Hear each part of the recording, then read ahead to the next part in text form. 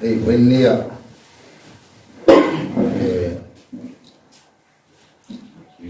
Lam Association in press conference around Kotarup Mayania motor lian concern big deal joint meeting kan naya KDTOET MTDAT MTL on Pui Driver Association microphone recorder so the Venlai OMA committee room joint meeting này ania so that chuan tuna kan highway kong pui kan chak lak na kong pui be siat dan chung chang te kan soya so that chuan en tin nge kan ti ang keni association rang rual hian nakamin na repair na kan thok mai do nem mi ti te kanam rel ho nak naka amai ro chu tiangan nutla a ham tho mai sen ani lo wani ti te kanam phele zela chumi ne wang chuan hetiam anga kong chia kallo phom ma an omren hi at fel lo ve hetiam ang chon kan liu thei te kan kal tir phal to lo kan motor chiang ti lawin liu thei ti kal thei na ngei tura min siam sak turin company lam te po nor ila chumi tar chuan road block kan ti don nge ne katiang ang zong khan kal tamai ila ti in tuduk na kan siam ta a kachar driver union lam te Mexico te le kutang me puite nor na sata andong to a chu tiang te awanga tiang ang an huai hot ta hi kan ni a tin kan mule kan hiat angin manni loka bual preschool no nu le pa le school no pangten ko man zo hial ni kha khatiang te ani awang khan hetiang he ati nge yangai ta ani ti in ruam na an ham nei ta ani a joint meeting to chua hey pi kata don sem akan jam theu na a ko ni se ta ko ni tarin minan tia chua sa sela ane kalau sip district kali liu en ko tu hall pali joint meeting to chua isong pa ko ga sang isong ni pali tonda tonda kalau sip district truck owner association KDTOA kai joining Polisi Bengai Branch Way Committee Room, KDT Home Way, NPA District Headquarters Polisi, NPDA Sub Headquarters Polisi Blade, KTDA Convoy Town Driver Association Tekla, Polisi District Home School National Highway, Violent to Siram, Violent to Polisi School Ma, Bizoram Sa La Nakong Kuali Tei Isong Kutele,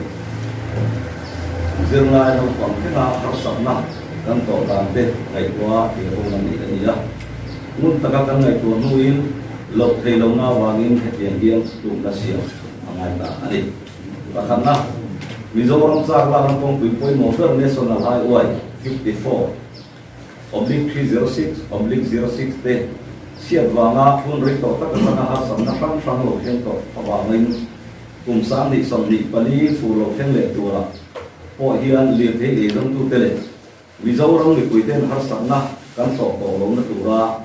policy no staff kai joinin policy pa NGO le policy digital ni en ko tu por hang ai hotel join meeting ko tam tak alo nei to a Mars samni somni parichna policy district chuma warren te to sai rang le bayrabi policy akong kuite phụ chiên ma har sập na kan tàu lâu na tura rom hằng na lệ mà là na chuang ngày coi một học rủ du coi kan tiền đúng xiên ha kan tu ta rất là khi ta hiện ang say biến rất kan rủ du rồi bị tiếng Khan mas sang ni som ni pali ralma vai reng te tu sai ram inkar thì giống số bài thi liệt thầy làm thầy tu ra meeting na ở pastor mà là nét contractor thế na anh xin dùng đủ tổ lâu và anh tụi khen thì cái sự được rất đủ à chuan phần này là chuan Mizoram sang là nó con quỷ quay một cái Mizoram life to NHIDCL contractor tên với ní thế là liệt thầy dầu ngâm lộc qua xia in anh sửa ta cả vàng in liệt thầy anh chỉ point anh dầu ngâm thầy tu ra con quỷ thà cái này thôi thầy nan ni som ni pani thariat sang ni som ni pali thar về nhưng anh đi tarin thầy so ma da so ma tang hian yam chin am lovin policy district wang chunga national highway te hi liệt thầy anh chỉ mai dầu lâu turin cái này na Mizoram pon lam atanga liệt thầy ron lu te poi na min zop sak nei turin cái này na kan ngen na ngai poi mo lova liệt thầy plan lu te chuan eng har san na po an lo to kan ni poin an ma ni chau chua kan ngai do na ni pathum na Mizoram sarkara PWD minister le policy bill to MLA DP speaker ni bok ulal funky mate poin policy district ka kong pui siate che chathoi turin NHIDCL contractor te ngen na po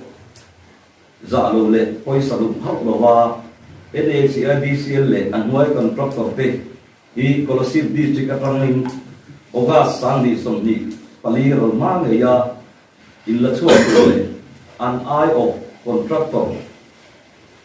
na thok thei le tu rom da thoi turin Mizoram sarkar kan nge ni kan pu tani